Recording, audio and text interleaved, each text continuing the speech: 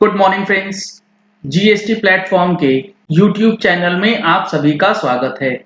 जी हाँ फ्रेंड्स, 31 अक्टूबर 2020 ये जो डेट है, इसके अंदर मतलब इस डेट से पहले अगर आप अपनी GSTR 1 फॉर फाइनेंशियल ईयर 1920 के इनवॉइसेस या फिर डेबिट नोट अपलोड नहीं करते हैं या आपका सप्लायर अपलोड नहीं करता है तो आपके लिए एक बहुत ही बड़ी परेशानी जीएसटी पोर्टल के अंदर अब आने वाली है। सर क्या मतलब डेली डेली परेशानी की बात करते हैं?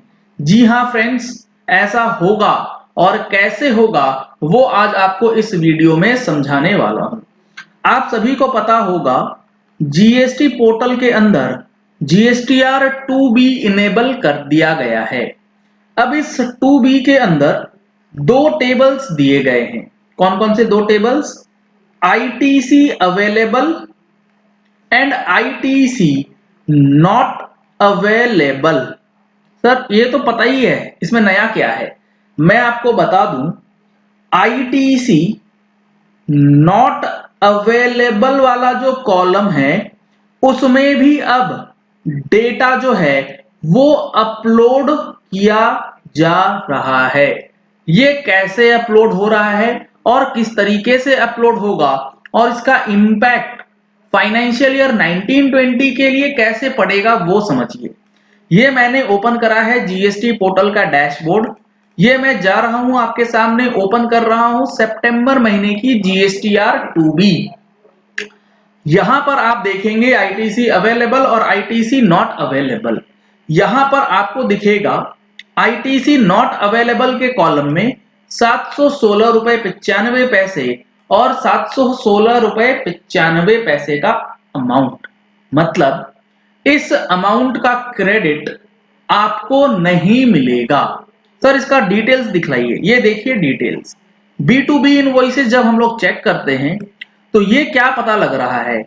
इससे पता ये लगता है कि ये बिल था 18-19 का, 17/12/2018 का ये इनवॉइस था। हमारे पास बिल आया 18-19 में, हमने क्रेडिट ले लिया 18-19 की दिसंबर महीने की रिटर्न में। लेकिन सप्लायर ने ये बिल फाइल कब करा? सप्लायर ने ये बिल फाइल किया है 2 अक्टूबर 2020 को। अब यहां पे पोर्टल क्या बता रहा है? पोर्टल बता रहा है आईटीसी अवेलेबिलिटी नो और रीजन दिया गया return filed post annual cut off. कहने का मतलब है कि 18-19 की कोई भी इनवॉइस जो कि डेटेड 18-19 की ईयर की है वो अगर 31 अक्टूबर 2019 के बाद अपलोड की गई है तो जीएसटी पोर्टल उसे आईटीसी नॉट अवेलेबल मानता है। इसीलिए आपके टेबल नंबर 8A में जो जीएसटीआर 9 का टेबल 8A होता है उसमें भी ये अमाउंट रिफ्लेक्ट नहीं होगा। सिमिलरली मैंने आपको स्टार्टिंग में बताया, बिल्कुल वीडियो स्टार्ट करने से पहले, कि इस चीज को फाइनेंशियल ईयर 1920 के लिए ऐसे समझ लीजिए कि 31 अक्टूबर 2020 के बाद जो भी इनवॉइस अपलोड होंगे वो आपके आईटीसी नॉट अवेलेबल वाले सेक्शन में डिपार्टमेंट के पास रिफ्लेक्ट कर देगा। 18-19 के पास 18-19 की पीरियड में ये फैसिलिटी डिपार्टमेंट के पास नहीं थी, ना ही क्लाइंट के पास थी। लेकिन अब 1920 के लिए जो एनुअल कट ऑफ है वो है 31 अक्टूबर 2020।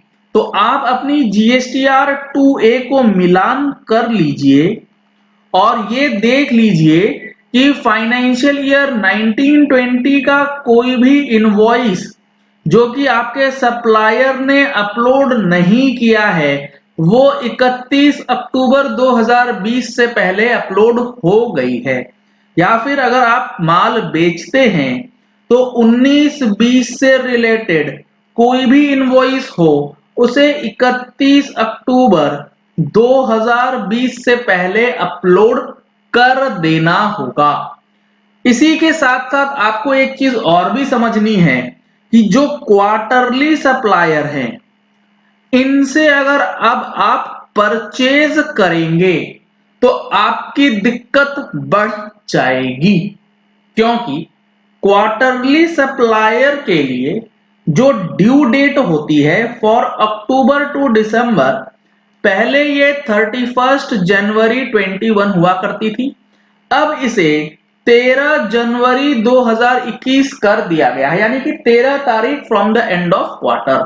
लेकिन रूल 36 सब रूल 4 अगर आप अप्लाई करेंगे तो क्वार्टरली सप्लायर वालों का जब आप क्रेडिट लेने जाएंगे तो आपका जो कंपैरिजन टूल है, जो आपका सर्विसेज टैब के अंदर रिटर्न्स में ये टैक्स लायबिलिटी और कंपैरिजन टूल है, उसके अंदर वो आईटीसी रिफ्लेक्ट ही नहीं करेगा।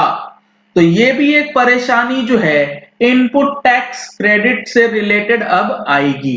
पहली तो ये कि 19-20 के जो भी इनवॉइसेज हैं वो 31 अक्टूबर से पहले फाइल हो जाएं, और आपका जो टैक्स लायबिलिटी वाला टेबल है, कंपैरिजन टेबल है, उसके अंदर जिस तरीके से आईटीसी फ्लो कर रहा है उसके अंदर क्वार्टरली फाइलिंग वालों को दिक्कत जो है वो आ सकती है बिजनेस के अंदर, क्योंकि पहले 2 महीने का इनवॉइसेस उसके लायबिलिटी और कंपैरिजन टूल के अंदर दिखेगा नहीं। और ये जो डेट चेंज हुई है ये आपको ऑलरेडी पता होंगी, जो हमारा जीएसटी काउंसिल का मीटिंग हुआ था उसके अंदर ये डिसीजंस लिए गए थे, और जिसका डिटेल्स हमने अपनी नवंबर महीने की जो मैगजीन आने वाली है उसके अंदर इंक्लूड किया है। अगर आपने अभी तक इस मैगजीन को सब्सक्राइब नहीं कराया है तो स्क्रीन पे जो ये नंबर्स दिए जा रहे हैं इस नंबर पे कॉल करके आप अपनी सब्सक्रिप्शन जो है वो कर सकते हैं, और जो हमारी मंथली टैक्स मैगजीन है इसका बेनिफिट ले सकते हैं। तो ये एक क्विक अपडेट था जो कि आपको जीएसटीआर 2B के अंदर समझना होगा और इसको फॉलो करना होगा, अदरवाइज आपको आईटीसी का नोटिस जो है वो तैयार रहना होगा उसका सामना करने के लिए। चलिए इस वीडियो को यही एंड करते हैं। आशा करते हैं कि आपको ये वीडियो पसंद आया होगा। अगर आपको ये वीडियो पसंद आया तो इस वीडियो को लाइक और शेयर करना मत भूलिएगा, ताकि मैक्सिमम लोगों तक इंफॉर्मेशन पहुंच जाए कि जीएसटीआर 2B में जो है input tax credit not available कब आएगा। Thank you and have a nice day.